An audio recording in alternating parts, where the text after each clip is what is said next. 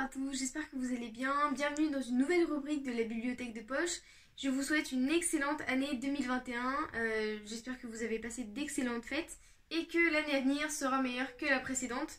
Aujourd'hui, pour clore un peu l'année 2020, j'ai décidé de faire une sorte de medley, un top 5 des lectures qui m'ont le plus plu cette année. Elles seront organisées en 5 rubriques.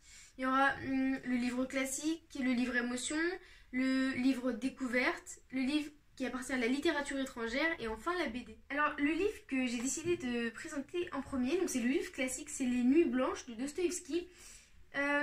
Cet auteur, je l'ai découvert cette année parce que j'ai la chance de faire russe en prépa. Il est absolument fantastique et je trouve qu'il est sublimé par la traduction d'André Markovitch. Alors cette histoire, Les Nuits Blanches, c'est le récit d'un jeune homme, d'un jeune rêveur de Saint-Pétersbourg qui, par une nuit noire et glaciale, va trouver sous un pont une jeune fille qui est seule, perdue, isolée, qui est déplorée parce qu'elle vient d'être quittée par son amant. Et au fil du roman, ils vont se retrouver tous les jours, ils vont se parler, se bercer dans une sorte de flamme naissante. Et malheureusement, les événements ne vont pas se passer comme prévu. Le livre émotion que je voulais vous présenter, c'est l'autobiographie de Simone Weil, qui s'appelle Une vie. C'est un témoignage qui est absolument bouleversant. On en apprend beaucoup plus sur son enfance, sur sa déportation avec sa famille, son expérience dans les camps pendant la Seconde Guerre mondiale. Et en fait, finalement, comment elle est devenue la femme forte en politique qu'elle était, une femme qui ne résiste devant rien, qui va jusqu'au bout. Et c'est un témoignage qui est poignant et qui nous montre le destin d'une personnalité absolument hors du commun. Le roman suivant, c'est de Pierre Edos, de Bérengère Cournut. C'est un roman qui a reçu la révélation romanesque de 2019, le prix FNAC et aussi le prix Libre à nous. C'est un roman qui est vraiment super intéressant parce qu'on va suivre les pas d'une jeune Inuit qui, lors d'une nuit, elle s'est retrouvée en fait séparée de sa famille parce que la banquise s'est fracturée. Et on va suivre ses pas dans une quête de la survie en plein hiver.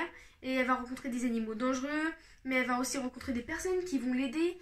C'est un roman vraiment magique. Le livre qui appartient à la littérature étrangère qui m'a passionnée cette année, c'est donc Promised Land de Barack Obama. C'est en fait le témoignage de l'ancien président des États-Unis. On se plonge dans son quotidien, dans son intimité aussi. On a le récit de son enfance, ses relations avec ses filles et puis avec sa femme, Michelle Obama, comment ils ont pu gérer aussi toutes les crises du pays auxquelles ils étaient confrontés à deux. Et donc c'est absolument impressionnant de pouvoir voir le monde à travers les yeux de Barack Obama et de découvrir un autre monde que celui qu'on connaît et puis de pouvoir être hissé au plus haut rang des États-Unis. Enfin, le dernier ouvrage que j'ai décidé de vous présenter, c'est une BD parce que je pense que quand on fait de la critique littéraire, il ne faut pas forcément que s'intéresser au monde du roman mais aussi toucher à l'univers de la BD. Donc c'est Le Cri du Moloch de la collection Black et Mortimer. Donc qui a été faite par Jean Dufaux, Christian Cayeux et Étienne Schrader. C'est une collection absolument, elle est entre réalisme et fantasy, c'est vraiment génial.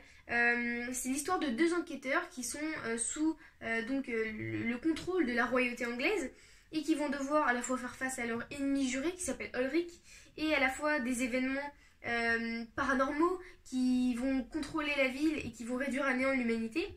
Et à chaque histoire, ils vont devoir sauver le monde. Ici, c'est face à une créature absolument surpuissante, qui s'appelle le Moloch, qui va vouloir réduire l'univers à néant.